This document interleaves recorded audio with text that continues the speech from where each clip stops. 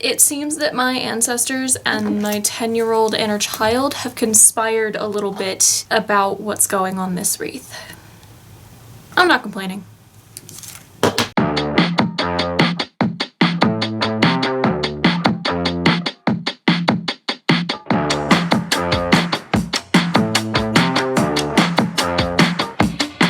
Don't force me out of bed in your society. Don't put. Hey y'all, it's Alirien, and today I am making a wreath for our front door themed after the pagan Sabbath of Ostara, the Spring Equinox. It's the first day of spring. Ostara is named for a Germanic goddess of springtime and fertility, and she is actually where we get the name of the Christian holiday Easter, because Ostara can also be written and pronounced as Easter, and she's where we get the imagery of the rabbits and the baby birds and the eggs, and specifically the connection between rabbits and eggs. There's a particular myth that explains why that imagery exists, even though it has nothing to do with Catholic Easter. We are going to try to make a wreath. I've never made a wreath before, so this will be a learning experience, but I have a good bit of supplies to work with here because my mom has done bits and pieces of wreath making before. First and foremost, I have this frame. I had initially purchased in order to make a Yule themed wreath, and then I was gonna make one for in bulk,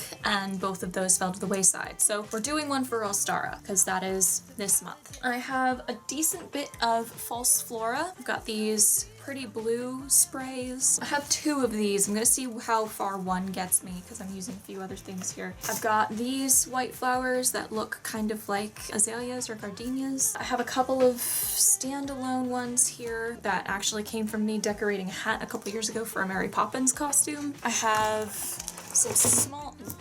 looking things over. I have some small pink sprays as well, and a couple of shades. And I have this big branch over here that's sort of a pinkish lilac color and looks like cherry blossoms, which I very much associate with springtime. So we've got a few different flower options here. I do have some floral wire to help me attach everything.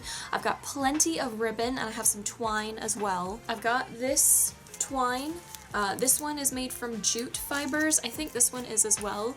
So I've got a couple different shades there. I have these ribbons that I actually got for in bulk, but the colors still work for Ostara as well. Spring green. This is actually a pale pink. And then this ivory. I have some silver that I was going to use for Yule, but silver is also a good color for Ostara. I have some beads that I might work in. Really long strings of silver beads, so I may work some of these into it for something reflective. As far as like something a bit more substantial, there are a few different animals that are associated with Ostara, mostly anything that you would think of with spring. Butterflies and bees, hedgehogs, boar and pigs, sheep, and basically baby animals of any kind. Chicks especially, rabbits, which carries over into Easter. The phoenix is associated with Ostara because it's, you know, the rebirth after the winter. I was potentially going to do a phoenix for in bulk, so I'm not going to do that. But, you know, there's a few different ones, and one of the ones that stuck out, which is the only one I was able to really get a hold of, are horses. Because the Celtic goddess Epona is associated with horses. And I happened to have this beauty sitting around in my house that I've had for years because I was one of those 10-year-old girls. She is going to probably end up on this wreath. And I am Celtic in ancestry. I'm Scotch-Irish, at least on my maternal grandfather's side. I do also have some fairy figures that I might throw in, including definitely not Glinda here. So I have several options, and I'm glad for it because I did not want to spend very much money on this if I could avoid it. My budget's kind of tight right now, and I didn't want to go to a bunch of stores all over town looking for just the right things to do this. I want to stick with stuff that just I already had because I've got a lot of stuff in my house, so I knew something had to work, and I think what I've got here will. I guess the best bet would be to work the flora on first and then wrap the ribbon on here and make a nice big pretty bow. I do also have a couple sets of pliers that I'm going to be using to help me bend the wire really tight. These flat needle nose ones, and then I have these for cutting the wire. These came in a set with like a third pair. Let's get started here. I'm gonna be watching / listening to the very first campaign of Critical Role while I do this, because I've been binging that because we watched Legend of Vox Machina recently, and I was like, you know what? I've been meaning to watch Critical Role, so I'm gonna start watching Critical Role. So I'm on episode 10. Let's make a wreath. Mom confirmed my order of operations for me that I should get most of my floral figured out first and then work with everything else to fill it out and make it exactly how I want it. So we're gonna get the flowers placed on here first, and then I'll go in with the ribbon and everything else.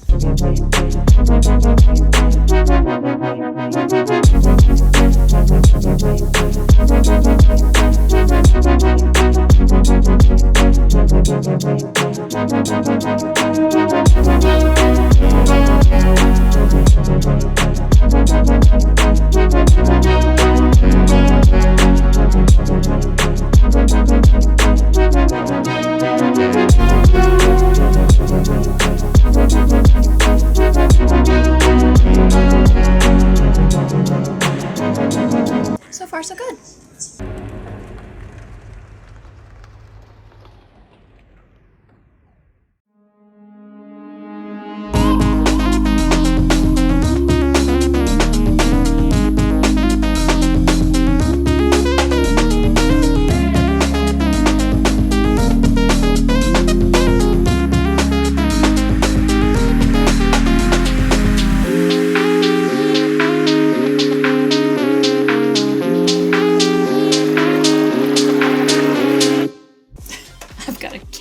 Trying to help me. Now that I have the bulk of the floral pieces arranged in here, I'm going to start with this pink ribbon and start weaving the ribbon on here and trying to make a really pretty design.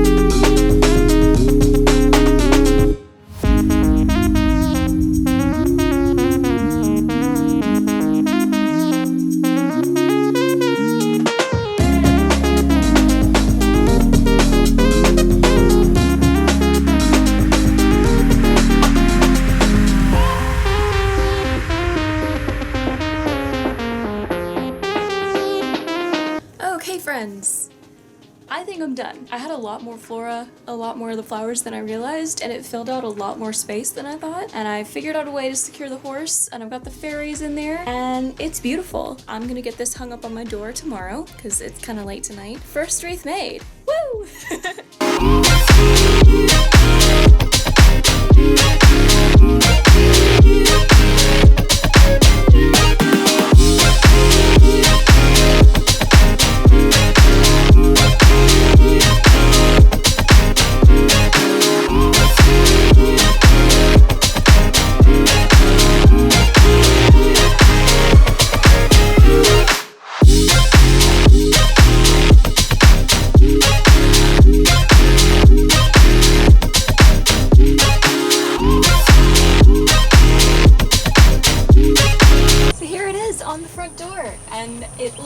fantastic. I used a hook that I found last Christmas, like on clearance right after Christmas. So it's red and green and yellow tartan, but we're Scotch-Irish, so I don't care about the tartan, and I don't necessarily associate it with Christmas, so it's what I had, it's what I'm using. I'm super proud. This is my first ever wreath, and it came out beautifully. It looks fantastic on the front door, and it's gonna look fantastic until I replace it with one for Beelzebub. Thanks so much for watching, y'all. If you enjoyed the video, be sure to hit that like button, and if you want to stay up to date on all my videos as they're posted here on my channel, hit that subscribe button and ring the notification bell to turn on all of your notifications. If you enjoyed this DIY project and want to see more kind of like it, I have a video where I made some custom fabric inserts for my star-shaped Eda bag. You might like that one too. If you'd like to find where I'm active on all the other social media planes, my link tree is down in the doobly-doo, and if you want to further contribute to projects like this in the future, my Patreon starts at $1 a month. The link to that is also in the link tree. Thanks again for watching, and I'll see y'all again very soon with another video. Keep aiming, my loves. Mwah!